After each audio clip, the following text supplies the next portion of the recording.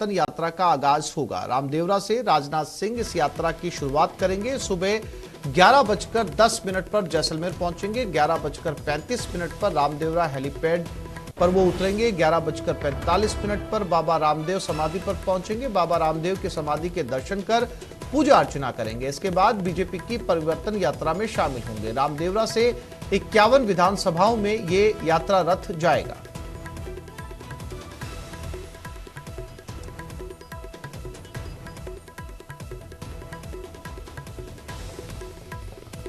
तो आज परिवर्तन यात्रा तीसरे फेज की शुरुआत 51 विधानसभा क्षेत्रों में ये रथ यात्रा जाएगी। इसकी शुरुआत करने वाले हैं रक्षा मंत्री राजनाथ सिंह। थोड़ी देर में वो जैसलमेर पहुंचने वाले हैं। सबसे पहले रामदेवरा मंदिर में जाएंगे। वहां पूजा अर्चना के बाद इस यात्रा को हरी झंडी दिखाएंगे।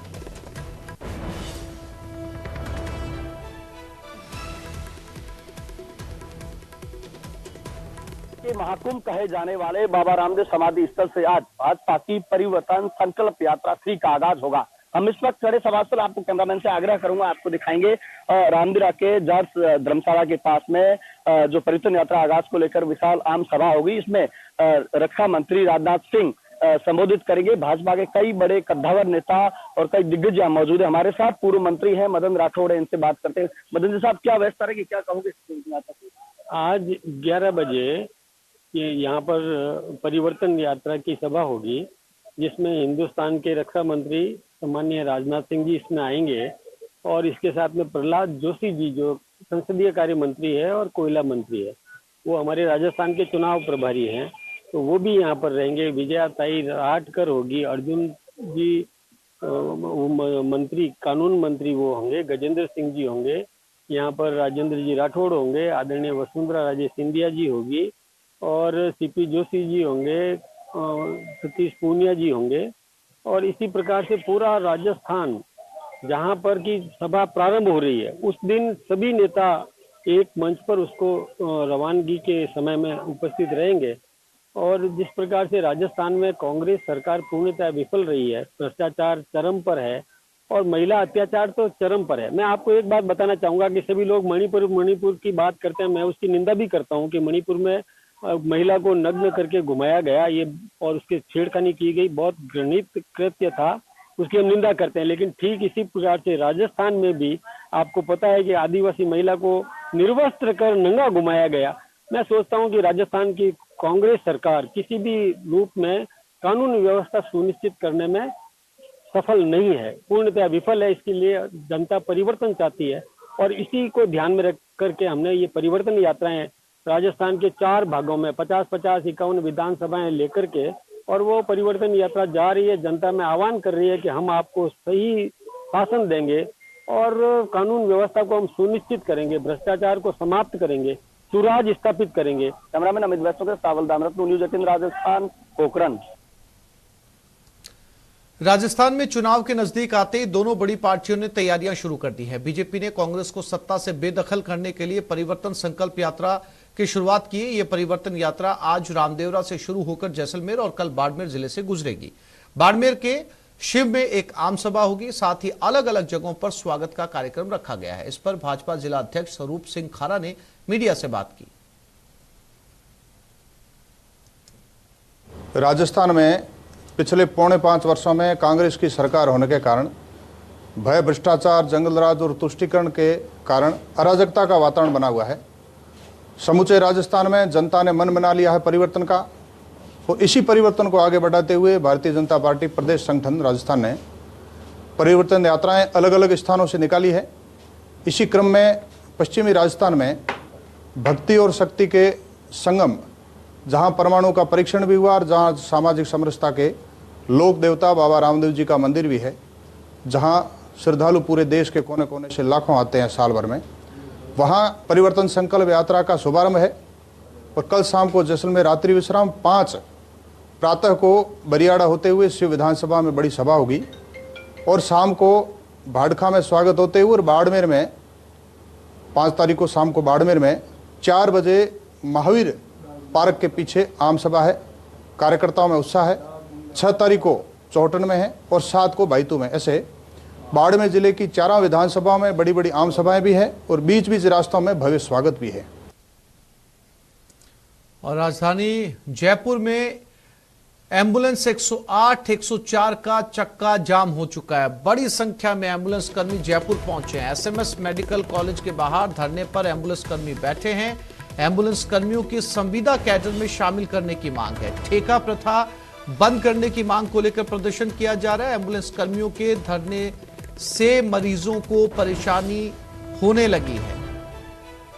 तो प्रदेश में राजधानी में एम्बुलेंस 108 और 104 का चक्का जाम कर दिया गया है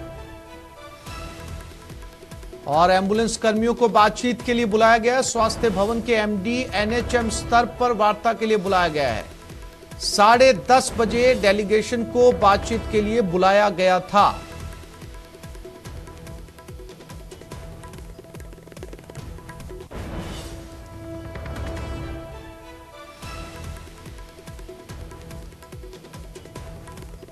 तो ये 104 एम्बुलेंस जो कॉल करके आमतौर पर बुलाई जाती है और 108 एम्बुलेंस जो मरीजों को लेकर इमरजेंसी के अंदर हॉस्पिटल पहुंचती हैं, इनके चक्के जाम हैं।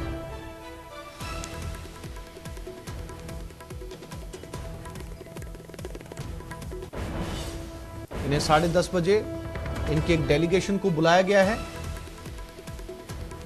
महेश धादिच हमारे साथ जुड़ गए, उनसे बात करने की कोशिश करते हैं। महेश, मेरी आवाज मिल रही है आपको?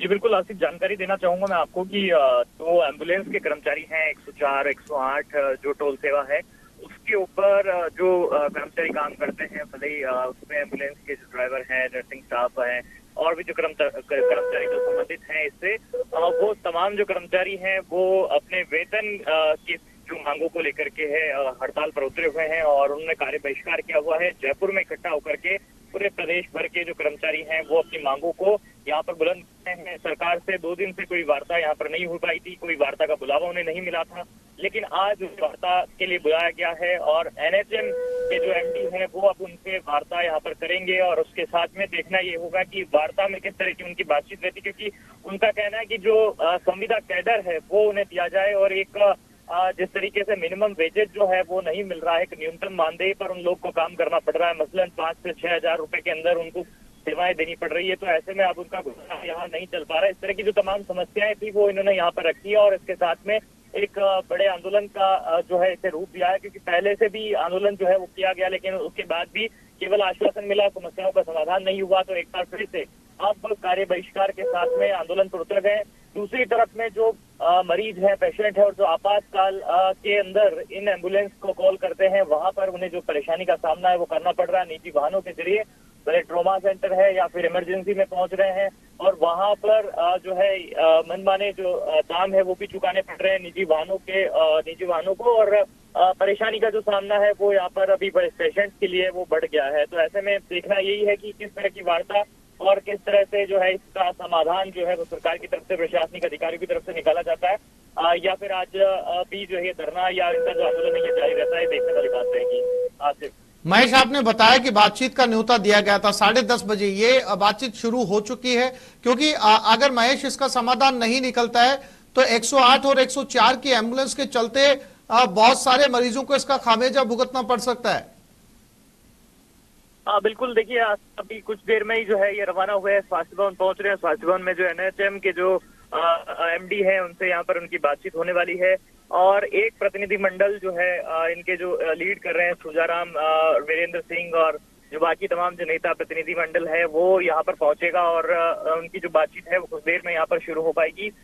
लेकिन जिस तरीके से जो ये कहा गया है एम्बुलेंस कर्मचारियों द्वारा कि वे पहले भी आंदोलन कर चुके हैं, पहले भी कई बार बातचीत अपनी जो है उनकी हो चुकी है सरकार की तरफ से, लेकिन केवल आश्वासन उन्हें दिया जाता है, समाधान जो है वो ठीक तौर पर नहीं दिया जा रहा है और संविदा पर जो लगे हुए कर्मचारी हैं उनको, ठेके पर लगे हुए कर्मचारी हैं उनको आखिर संविदा कैडर में क्यों नहीं दिया जा रहा, क्योंकि जो सरकार जो भुगतान करती है वो संविदा पर जो होता है कर्मचारी उसको एक बराबर भुगतान मिलता है, क्योंकि वो डायरेक्ट संविदा कैडर के तहत जो है वो भुगतान होता है, जो आमतौर पर अन्य राज्यों में भी हमें देखने को मिलता है। लेकिन यहाँ जो राजस्थान में इस तरह की संविदा कैडर बनाने की बातचीत कही गई है तो उसे चाहते हैं एम्बुलेंस के कर्मचारी और एम्बुलेंस कर्मचारी कहना कि वो ठेका पर भी लगे हुए हैं। नजर बनाए रखिएगा इस डिस्कशन वार्ता के ऊपर क्या नतीजा निकल कर आता है। फिलहाल तमाम जानकारी के लिए आपका धन्यवाद।